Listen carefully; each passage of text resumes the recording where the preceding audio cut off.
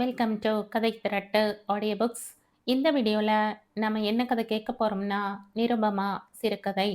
நம்ம சேனலை இது வரைக்கும் சப்ஸ்கிரைப் பண்ணாதவங்க சப்ஸ்கிரைப் பண்ணுங்க. பக்கத்தில் இருக்கிற பெல் ஐகானை கிளிக் பண்ணி ஆல்ங்கிற ஆப்ஷனை ப்ரெஸ் பண்ணுங்க. ஸோ தட் நான் போடுற கதைகளை உடனுக்குடனே நீங்கள் கேட்கலாம். வாங்க கதைக்குள்ளே போகலாம். தீபாவளி தினத்தில் அந்த ஊர் கிருஷ்ணன் கோவிலில் விசேஷமாக வான வேடிக்கைகள் நடத்துவார்கள். வாசலில் இருந்து பார்த்தால் நன்றாக தெரியும் என்று நிருப்பமா தெருப்பக்கம் ஓடினாள். அவள் எதிர்பார்த்தபடியே சற்று நேரத்திற்கெல்லாம் அவள் மாமன் மகன் சேகரும் அங்கே வந்து நின்றான். வேறு யாரும் பார்க்கவில்லையா என்று கவனித்துவிட்டு அவனை நோக்கி மோகன சிரிப்பு ஒன்று சிரித்தாள் நிருபமா. அவன் முகம் சட்டென்று பிரகாசமடைந்தது. நிரு, உன்னோடு பேச வேண்டும் என்று தாழ்ந்த குரலில் கூறினான் சேகர். அதற்குத்தான் தடை சட்டம் போட்டாகிவிட்டதே என்றாள் நிருபமா பளிச்சென்று. பிறகு இருவரும் பிரிந்து தம் தம் இடம் சென்றனர். நிருப்பமா தன் அறைக்கு போன பிறகும் சேகரை பற்றியே நினைத்து கொண்டிருந்தாள். அவனோடு அவள் பேசுவதில்லை, அவனும் அவளோடு பேசுவதில்லை. ஆனால் அவள் சென்ற இடத்திற்கெல்லாம் அவன் சென்றான். அதே போல்தான் அவளும். சேகர் வைத்திய கல்லூரியில் படித்து கொண்டிருந்தான். அவன் படிப்பு முடிந்துதான் கல்யாணம் என்று தீர்மானமாகி இருந்தது.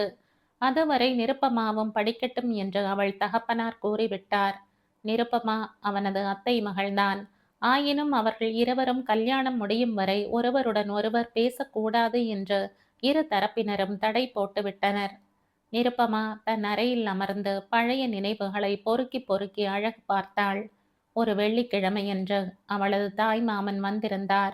அன்று வழக்கம் போல் குடும்பத்தை ஒட்டிய பேச்சுக்கள் நடந்தன. எல்லோரும் சாப்பிட்டுவிட்டு கூடத்தில் உட்கார்ந்து கொண்டிருந்தனர். இந்த பெண்ணுக்கு ஒரு நல்ல வரனாக பாரேண்டா என்றாள் நிருப்பமாவின் தாயார். பார்த்தால் போயிற்று. உனக்கு எந்த மாதிரி புருஷன் வேண்டும் நிருபமா என்று அவளையே கேலியாக கேட்டார் மாமா. சிவந்த மேனி, எடுப்பான நாசி, அலையான கேசம், இது தெரியாதா மாமா? எல்லா பெண்களும் அப்படித்தான் எதிர்பார்ப்பது. எல்லா ஆண் பிள்ளைகளும் பொன்னிற மேனி, கொடி போன்ற சரீரம், குவிந்த செவ்விதழ், அகண்ட மைக்கண். பிறகு பிறகு நிருபமா வாயாடி என்று பெயர் வாங்கினவள். அவள் வாயை கிளறி வேடிக்கை பார்ப்பதில் அவள் மாமாவுக்கு அலாதி பிரியம். பிறகு கிடைத்தது களஞ்சியம். எல்லோரும் கொல்லென்று சிரித்து விட்டனர். மாமா மருமகளை பார்த்தார். நிருபமா நல்ல அழகான பெண்தான். நீ கேட்கும் லட்சணங்கள் எல்லாம் ஒருவனிடம் இருக்கின்றன. ஆனால் என்று அவர் நிறுத்தினார். யார் என்று ஆவலுடன் கேட்டாள் நிருபமாவின் தாயார். தோ நிற்கிறானே உன் மருமகன். ஆனால் அவனுக்கு இன்னமும் 2 வருஷ படிப்பு இருக்கிறது. அதற்கும் என்னிடம் பணம் இல்லை. உன்னிடம் கடன் கேட்கலாம் என்றுதான் வந்தேன் என்று எங்கோ ஆரம்பித்து எப்படியோ தான் வந்த செய்தியையும் தெரிவித்து முடித்தார் மாமன். நிருப்பமா தலை நிமிர்ந்து சேகரை நோக்கினாள். அவன் கூடத்து தூணில் அவளை பார்த்து பல் தெரிய சிரித்தான். பிறகு இடது கையினால் தன் தலையை தடவி விட்டு கொண்டான். அவர்கள் இருவரையும் கண்டு யாவரும் சிரித்தனர். நிருப்பமாவின் தகப்பனார் முதலில் பேசினார். கடனும் வேண்டாம், ஒன்றும் வேண்டாம். அவர்கள் இருவருக்கும் மனம் பிடித்து விட்டால் நானே 2 வருஷ படிப்புக்கு கொடுத்து விடுகிறேன். அதுவரை நிருப்பமாவும் படித்து கொண்டிருக்கட்டும். பிறகு கல்யாணத்தை செய்வோம். இல்லாவிட்டால் அவர் யோசனை ஏற்கப்பட்டது. அன்றே நிருப்பமாவின் தாயார் அந்த தடை உத்தரவை போட்டாள். சேகரின் தந்தையும் அதே உத்தரவை அவனுக்கும் பிறப்பித்தார். நிருப்பமா இப்பொழுது அந்த நிகழ்ச்சியை மேலுக்கு கொண்டு வந்து அசை போட்டாள். அது நடந்து இப்பொழுது 1.5 வருஷமாகிவிட்டது. இன்னும் 6 மாதத்திற்குள் அவசரம் வந்து விட்டதாம். என்ன பேச வேண்டும் என்று நினைத்து கொண்டே அவள் எழுந்து சென்று மாடிப்படி ஏறினாள். பின் பக்கத்து மொட்டை மாடியில் சேகர் நிற்பதை கண்டாள். ஆனால் நேரே அங்கே போக நாணி ஹால் விளக்கை போட்டுவிட்டு இப்படியும் அப்படியும் நடக்கலானாள். சேகர் அவளை கண்டதும் ஓடி வந்தான். நிரு, உன்னிடம் ஒரு முக்கியமான விஷயம் பேச வேண்டும் என்றான். அதுதான் வந்திருக்கிறேனே. நீ இன்று ஒரு யுவனோடு பேசிக்கொண்டிருந்தாயே? ஆமாம், 3வது வீட்டு உமாவின் அண்ணன் கோபாலன், எங்கள் கல்லூரியில் லெக்சரர். நீ அப்படியெல்லாம் இனி பேசக்கூடாது. எனக்கு இஷ்டம் இல்லை. என்ன என்று ஆச்சரியத்தோடு கேட்டாள் நிருபமா. ஆமாம், பல தடவை கவனித்து விட்டேன். நீ மற்ற ஆண் பிள்ளைகளோடு சகஜமாக பேசுகிறாய். அது நல்லதல்ல. எதற்கு நல்லதல்ல? உன் நன்மைக்கு, நம் உறவுக்கு. நம் உறவுக்கா? சரிதான். சேகர் அவளை அணுகினான். அவள் குரல் விழுந்த வெண்கலத்தைப் போல ஒலித்தது. அதை கவனித்துவிட்டு அவன் அவள் அண்மையில் ஓர் அடி எடுத்து வைத்தான். நிரு, நீ இளம்பெண். அதோடு உன்னை ஆண் பிள்ளைகள் கல்லூரியில் வேறு உன் அப்பா சேர்த்திருக்கிறார். ஜாக்கிரதையாக இருக்க வேண்டும் என்றான். சுருங்க சொல்லப்போனால் உங்களுக்கு என்னிடம் நம்பிக்கை இல்லை. அதுவும் சரிதான். உங்களோடு பேசக்கூடாது என்று பெரியவர்கள் சொல்லி இருக்கும்போது நீங்கள் கூப்பிட்ட மாத்திரத்தில் ஓடி வந்தேனே. என்னிடம் உங்களுக்கு மதிப்பு எப்படி இருக்கும்? ம் என்று ஒருவித சலிப்பான குரலில் கூறிவிட்டு நிருப்பமா கீழே இறங்கி போக எத்தனித்தாள். ஷேகர் அவள் வழியில் வந்து நின்று கொண்டான். நிரு, நீ கோபித்துக் கொள்ளாதே. என்னிடம் பேச வந்ததில் ஒரு தப்பும் இல்லை. நாளைக்கு உன் சுக துக்கத்தில் பங்கெடுத்து கொண்டு உன் நலனை பாதுகாக்கும் பொறுப்பு என்னுடையது அல்லவா? என்னுடன் நீ பேசலாம். மற்ற ஆடவர்களுடன் பேசுவது அவ்வளவாக உசிதமில்லை. அவ்வளவுதான் நான் சொல்ல முடியும் என்றான் அவன். ஆயின் அவன் குரலில் கண்டிப்பு இருந்தது. நான் போய்விட்டு வருகிறேன். உங்கள் மனம் சரியான தெளிவில் இல்லை. எனக்கு வழிவிடுங்கள். ஒன்று மட்டும் கூறிவிடுகிறேன். இப்படி சந்தேகப்படுவதென்றால் ஒரு பெண் கணவனை தவிர மற்றவர்களை ஏறெடுத்தும் பார்க்க கூடாது என்று கண்ணில் விளக்கெண்ணெய் விட்டு பார்த்து கொண்டிருப்பீர்களானால் நம் வாழ்க்கை தித்திக்காது, கசக்கும். நீங்கள் வைத்தியராக வரப்போகிறீர்கள். நீங்கள் வேறு பெண்களுக்கே வைத்தியம் செய்யக்கூடாது என்று நான் பிடிவாதம் பிடித்தால் உங்கள் மனம் எப்படி புண்படும்? யோசித்து பாருங்கள் என்று படபடவென்று கூறிவிட்டு நிருப்பமா இறங்கி போய்விட்டாள். அவள் சென்ற பிறகு ஷேகர் மாடியில் இப்படியும் அப்படியும் உலவிக் கொண்டிருந்தான். நிருப்பமாவின் அழகும் வெடுக்கான பேச்சும் நடை லாவண்யமும் அவன் மனதில் நிரந்தர இடம் பெற்று விட்டிருந்தன. இன்று அவளுடைய துடுக்கு பேச்சு அவன் நெஞ்சில் குத்திற்று. ஏதோ சௌகாரியர்த்தமாக அவர்கள் மனத்தை ஒத்தி போட்டிருந்தார்களே தவிர நிருப்பமாவை தன் மனைவி என்ற முறையில் ஷேகர் எண்ணி வந்துவிட்டான். என்று அவள் பேச்சு அவனை நிலை பெயர செய்தது. ஒரு பெண்ணுக்கு இவ்வளவு துடுக்கா என்று பொறுமையவாறு அவன் மாடியிலேயே நடந்து கொண்டிருந்தான். ஷேகரை விட்டதும் நிருப்பமா நேரே தன் தகப்பனாரை தேடி சென்றாள். அப்பா, உங்களிடம்தான் நான் சொல்ல முடியும். அம்மாவுக்கு மருமகன் மீது அபார வாஞ்சை. என் பேச்சின் நியாய அநியாயத்தை ஆராய மாட்டாள். நீங்கள் சொல்லுங்கள், இந்த சந்தேக பிராணியுடன் நான் எப்படி சந்தோஷமாக இருக்க முடியும்? எப்படியாவது இந்த கல்யாணத்தை நிறுத்தி விடுங்கள் அப்பா என்று நடந்ததையெல்லாம் கூறி முடித்தாள். அப்படியா சொன்னான் என்று அதிருப்தியுடன் கேட்டார் தந்தை. பிறகு தன் மகளின் முதுகை தட்டி சமாதானப்படுத்தி அனுப்பிவிட்டார். நான் தீர யோசித்து செய்கிறேன், நீ கவலைப்படாதே என்றார். நாட்கள் பறந்து சென்றன. நிருப்பமாவும் இன்டர்மீடியட் தேறிவிட்டாள். சேகரும் வைத்தியனாகிவிட்டான். முகூர்த்தத்திற்கு நாள் வைத்தாகிவிட்டது. அப்பா, நான் சொன்னதை அப்பால் தள்ளிவிட்டீர்களே என்று கண்களில் நீர் மல்க கேட்டாள் நிருப்பமா. போடி அசடை, யோசித்து பார்த்தேன். அப்பொழுது அவனை உன்னோடு பேசக்கூடாது என்று தடை போட்டு விட்டோம். தனக்கு சொந்தமானவளிடம் தான் கொண்டாட முடியாத உறவு தன்னை ஒத்த மற்றொரு வாலிபனுக்கு கிடைப்பதா என்ற பொறாமை உணர்ச்சிதான் அவனை அப்படி பேச உந்திவிட்டது. அது காதல் நோயின் அறிகுறி. நீங்கள் இருவரும் சந்தோஷமாக இருக்கப் போகிறீர்கள். அப்போது அப்பாவை நினைத்து கொள்வாய் என்றார் தந்தை. நிருப்பமா திருப்தி இல்லாத மனதுடன் அப்பால் சென்றாள். இருந்தாலும் தகப்பனார் கூறியதிலும் உண்மை இல்லாமல் இல்லை என்றும் அவளுக்கு தோன்றிக் கொண்டே இருந்தது. இரண்டு எண்ணங்களுக்கும் இடையே புரியாமல் புரண்டு கொடுத்து உள்ளத்துடனே கல்யாண ஏற்பாடுகளில் பாவை போல இயங்கி வந்தாள் அவள். கல்யாணம் எல்லாம் முடிந்து ஒரு நாள் ஷேகரும் நிருப்பமாவும் தனிமையில் இருக்கும்போது அது ஆரம்பித்தது. சற்றே தலை காட்டி இருந்த தெம்பும் நிருப்பமாவுக்கு மறைந்து விட்டது. முன்பு மனதில் ஊன்றி போன எண்ணம் ஷேகருக்கு மாறவில்லை. அவளுடைய அகம்பாவத்தை அடக்க வேண்டும் என்றே உருமியது போலும் அவன் மனம். என்னோடு பேசவா வந்திருக்கிறாய் என்று ஆரம்பித்தான் அவன். தடைதான் போய்விட்டதே என்று சிரித்து பதில் அளித்தாள் நிருப்பமா. இந்த கசப்பான வாழ்க்கை துணைவனோடு உனக்கென்ன பேச்சு என்று காரமாக கத்தினான் ஷேகர். யார் அப்படி சொன்னார்கள்? யார் தகப்பனிடம் போய் கல்யாணத்தை நிறுத்தி விடும்படி சொன்னது? அவர்கள் பலவந்தமாக தலையை நீட்டி இருக்க வேண்டாமே. நிருப்பமா பதில் பேசவில்லை. ஆயினும் படபடப்பான பேச்சு ஆயிரம் பளிச்சிட்டன அவள் நயனங்களில். அப்பால் போய்விட்டாள். சதிமதி இடையே அந்யோன்யம் இல்லாமல் போனது. பெரியவர்கள் வரை எட்டிவிட்டது. ஷேகர் மனைவியை நிர்தாட்சண்யமாக நடத்தி வந்தான். அவள் ஒருத்தி வீட்டில் இல்லை போலவே நடந்து கொண்டாள். நிருப்பமாவும் அவனிடம் கெஞ்சவில்லை. தன் மீது யாதொரு பிழையும் இல்லை என்றே அவள் நினைத்தாள். அவனாக கூப்பிடும் வரை தானாக அணுகுவதில்லை என்ற உறுதியுடன் அகன்றே நின்றாள். இரு வீடுகளிலும் அமைதி குன்றிவிட்டது. இரு தரப்பினரும் எவ்வளவோ இன்பக் கோட்டைகள் கட்டியிருந்தனர். அவை தவிடு பொடியாகிவிட்டன. அதோடு இல்லாமல் இரு தாய்மார்களுக்கும் நிருப்பமா மீதே கோபமாக இருந்தது. இதனால் குடும்பமும் அமைதியின்றி நடந்தது. நிருப்பமாவின் உள்ளத்தில் கைப்புதான் மிஞ்சியது. தீபாவளி வந்தது. அத்துடன் ஷேகர் போட்ட அந்த வெடிகுண்டும் வந்தது.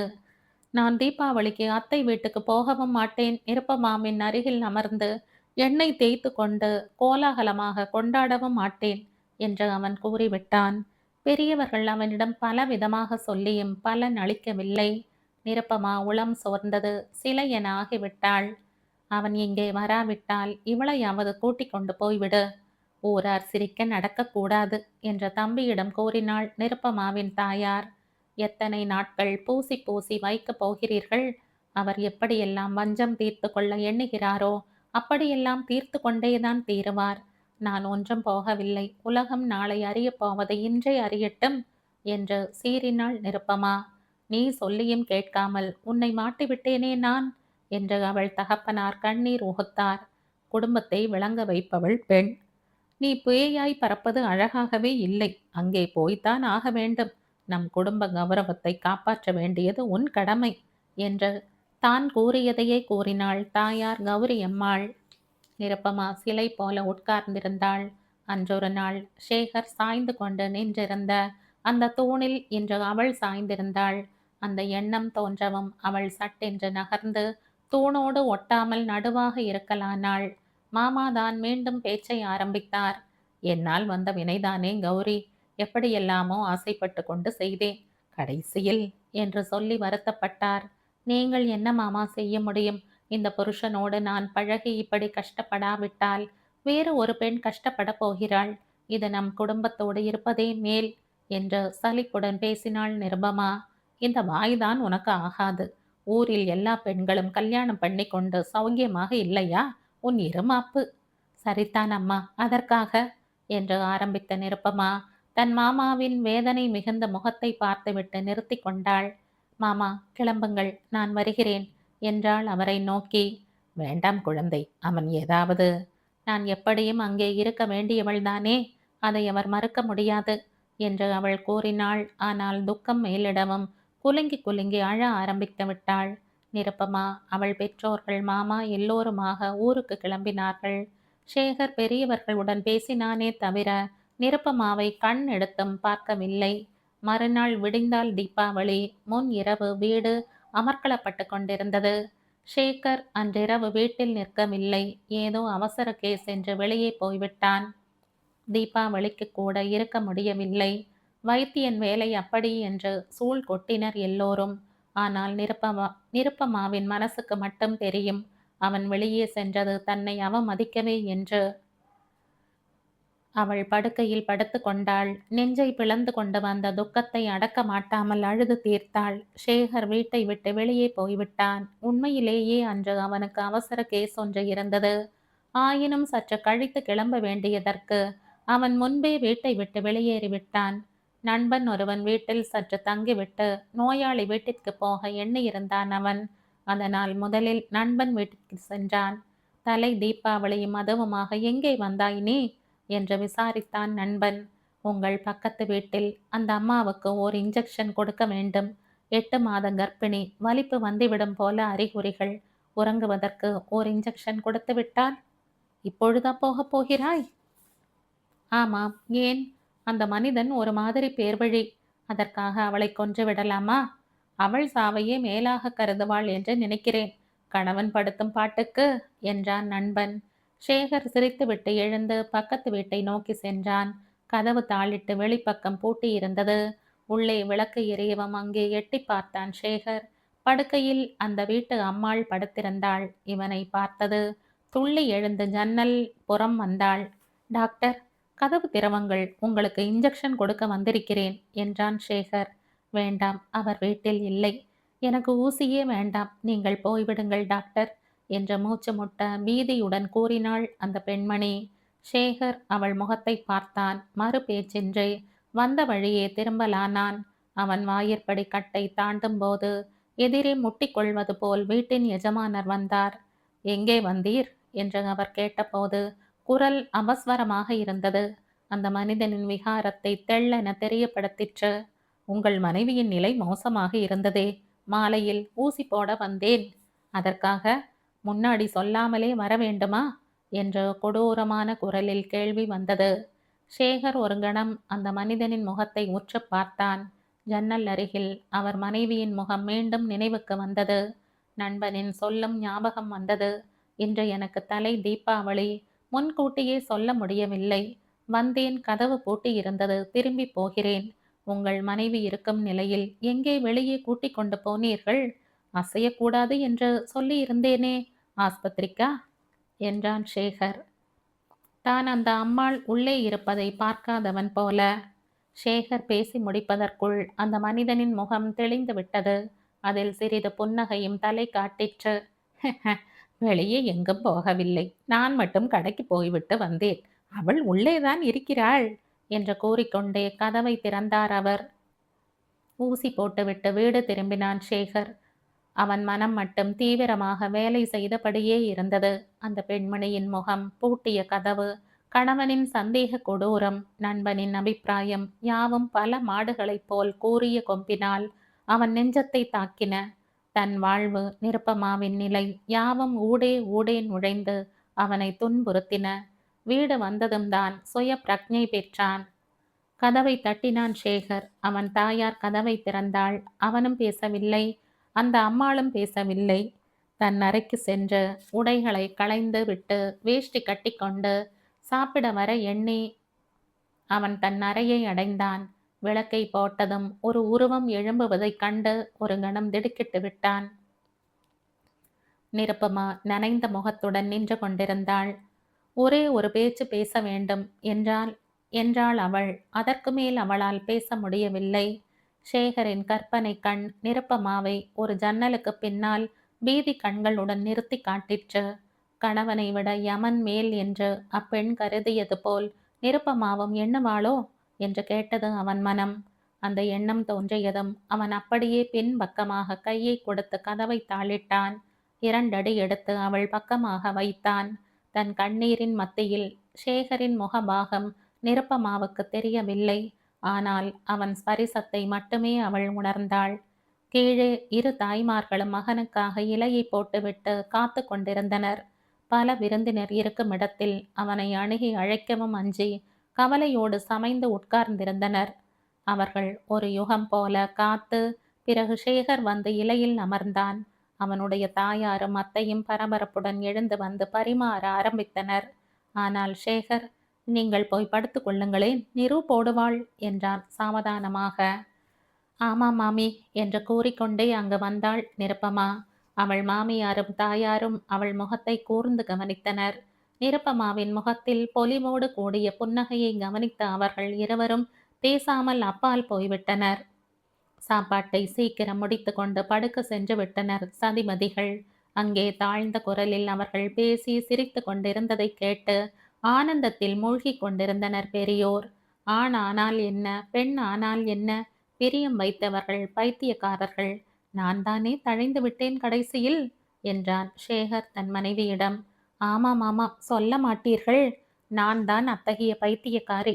நீங்கள் வெளியே போனதில் இருந்து திரும்பி வரும் வரை அலசி அலசி பார்த்தேன். எப்படியும் என் பாசத்தை கலைக்க முடியவில்லை. நான் தான் வணங்கிவிட்டேன் என்றாள் நிருப்பமா. சும்மா சுத்த போய், நான் தான். ஒரு நாளும் இல்லை, நான் தான். சரி சரி தூங்கு. 3 மணிக்கே எழுப்பி விடுவார்கள் எண்ணெய் தேய்க்க என்று அடக்கினான் சேகர். நீங்கள் தோற்றுவிட் அவளை பேச விடாமல் வாயை பொத்தினான் சேகர்.